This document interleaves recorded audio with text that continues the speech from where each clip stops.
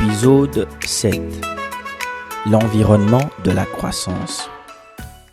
Bonjour et bienvenue à tous dans le podcast de la croissance.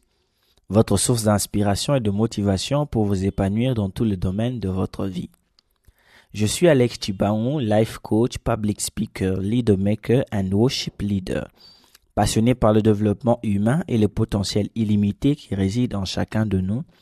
Et aujourd'hui, nous allons explorer ensemble l'importance de l'environnement de la croissance et comment le créer. L'environnement dans lequel nous évoluons joue un rôle crucial dans notre croissance.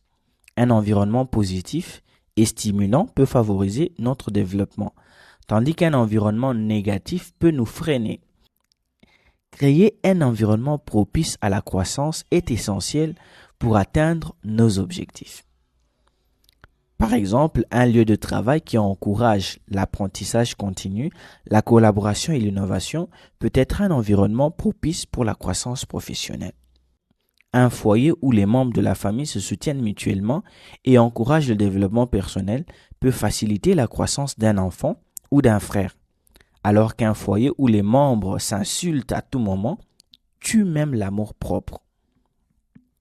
Dans les années 1960, un psychologue américain nommé Urie Bronfenbrenner a développé une théorie révolutionnaire appelée la théorie écologique du développement humain. Selon cette théorie, le développement d'une personne est influencé par différents systèmes environnementaux qui interagissent entre eux. Urie a identifié 5 systèmes principaux: le microsystème, le mésosystème, l'exosystème, le macrosystème et les chronosystèmes.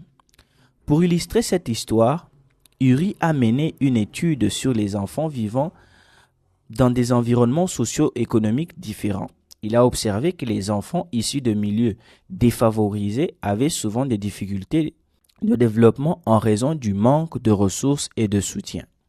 En revanche, les enfants vivant dans des environnements plus favorisés avaient accès à des meilleures opportunités éducatives et sociales, ce qui favorisait leur croissance et leur développement.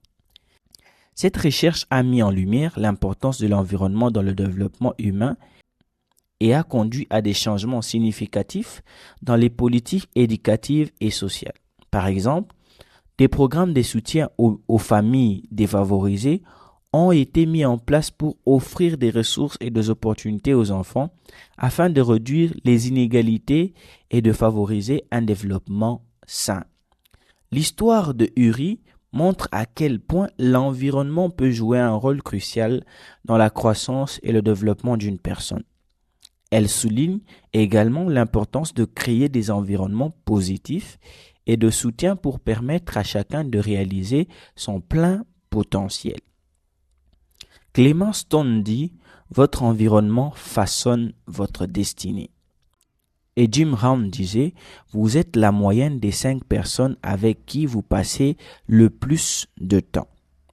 Le changement se produit dans un environnement où la croissance est encouragée, dit John Maxwell.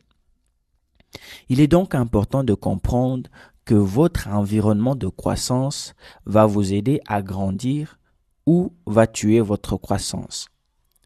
Veillez donc à votre environnement. Quelques questions pour vous. Comment votre environnement actuel influence-t-il votre croissance? Quels changements pouvez-vous apporter pour créer un environnement plus positif et stimulant? Qui sont les personnes dans votre vie qui vous encouragent et vous soutiennent dans votre croissance?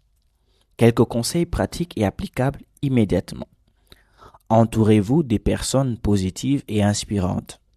Créez des espaces dédiés à des activités de développement personnel, professionnel, spirituel et relationnel.